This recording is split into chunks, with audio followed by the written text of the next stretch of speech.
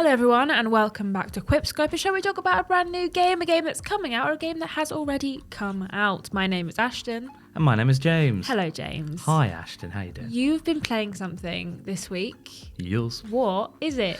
It's a super fresh new game from the mid-2000s. It's Star Wars Knights of the Old Republic 2, the Sith Lords. I think I've got that correct. That'll be embarrassing if I haven't. But specifically the Switch port. It is the Switch port of said game, which has just come out this week, I believe. So, that's a port done by Aspyr, who I believe are working on the remake. Yes, I think so. And they have also, I believe, done like ports of this in the first game, KOTOR 1 and 2, in the past. So did you play KOTOR 2 when it first came out? I did, because I am ancient. Yes, you are incredibly I was old. already like in my mid-50s at that point. Yeah. It was incredible. I did play the first game and the second one when they first came out, and they are, I mean, did you enjoy classics? But did you enjoy the game like when you first played it? Yes, because obviously this is a port. This isn't like a remake or anything. Yeah, that's it. So it's one of those things where it's kind of like snuck up on us. We were, I think, a little bit. So I was certainly like a little bit surprised to see this, just because it wasn't on the radar. And I think it was only announced like maybe a month or two ago that they were bringing this porting this second game to the Switch. I was initially kind of expecting, was it going to be kind of a remaster? No, it is strictly a port. So James, what did you think? Good first noise there. Yeah, it's certainly look, I mean, obviously the original games, KOTOR 1 and 2, are both classics in the genre. They are incredible in their own right.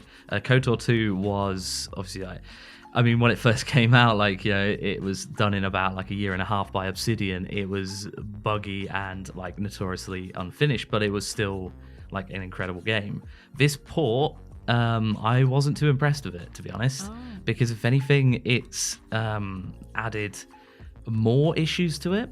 And so the thing is, with this game as well, they've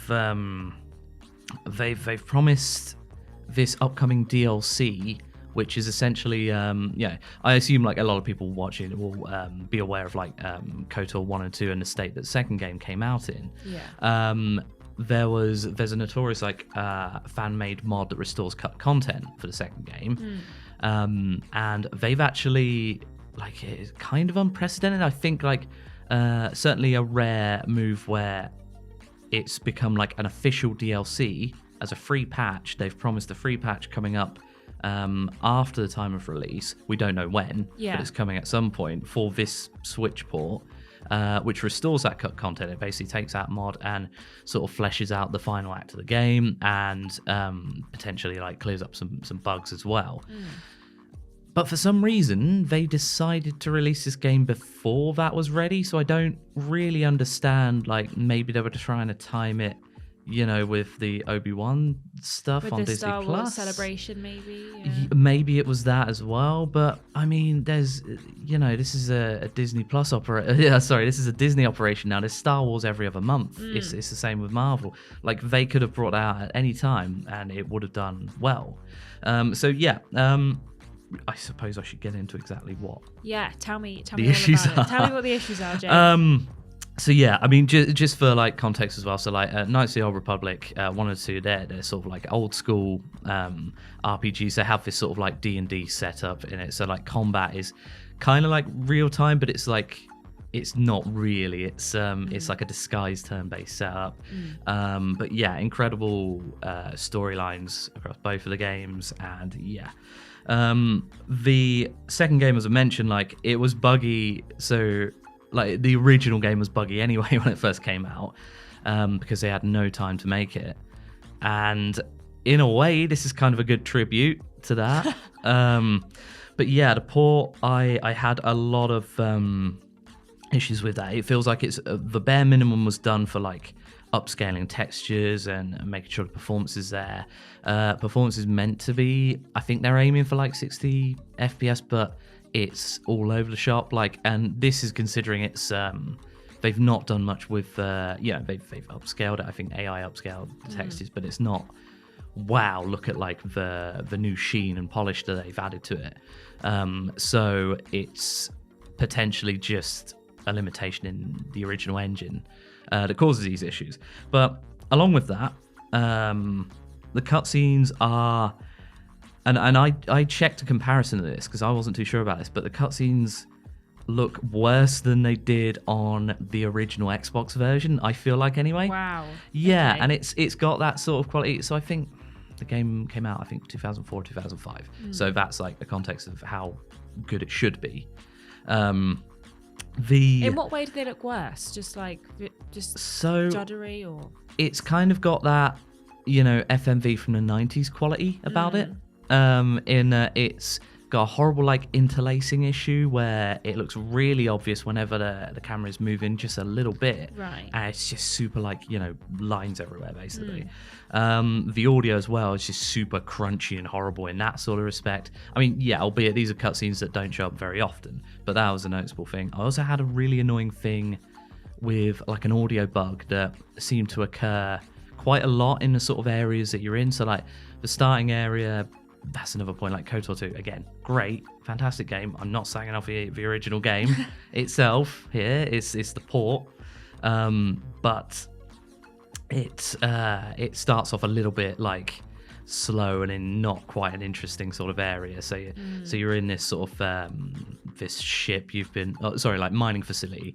After being like taken aboard, and you wake up with amnesia and all that sort of stuff, and people are like, oh, you're a Jedi. Am I a Jedi? I don't know. But anyway, the issues with that, the audio bugs, like there was just like a weird metallic like repeating like noise. So it was like and it starts off very sort of like subtle, and it seems to like grow and grow, and it's bizarre how that's happened. And that like went away when I sort of saved and reloaded, but it seemed to like keep on returning. Another massive problem, which I've seen as an issue with like other reviews and stuff as well, is skipping dialogue. So this game like lives and dies on like the incredible writing and the dialogue and like the delivery of that. And they seem to have repeated an issue that was already there in previous versions apparently, but it's more noticeable on this where there'll just be entire like sections of dialogue just skipped through as if you're pressing like A to skip, but just doing it. No, not pressing anything, and it's just going whoop. No, you wanted to hear the context and the backstory of that? Nah, it's gone. Oh really? So I did actually have that happen to me just once, but on like a repeatable thing where like you're on a computer and checking like the logs, so I could go back and check that. But if that happens like in just a regular cutscene, and let's say you haven't saved in like an hour or what have you, because autosaves are pretty infrequent, and you've got to like manually save, like that's a huge issue for this sort of thing. So I wasn't super impressed with that, and apparently that's an issue with like memory leaking in like the PC version, but the Switch version just it happens quicker, so you have to like restart the whole game. Yeah, along with that, like the lighting looks off. It looks like a weirdly sort of emulated game where they haven't quite sort of given the, I don't know, there's just a lot of things, and it pains me, Ashton, to speak so badly of Knights of the Old Republic, because both of these games are just incredible and it deserves a lot better. But at the same time, I feel like it's got emulator issues in that sense of like things are just kind of not ported correctly. I think so, because there's even like sort of minor UI issues, which are that's a very small issue, admittedly, but there are things where like the text like doesn't quite fit in like a sort of pop-up text box on one side, and just slightly cut off. There are it does feel like a weird like emulator issue to an extent. apparently another bug is that you know, and you might even see this with save files if it crops up in the footage, but I've been playing for apparently 25 hours. That's not true.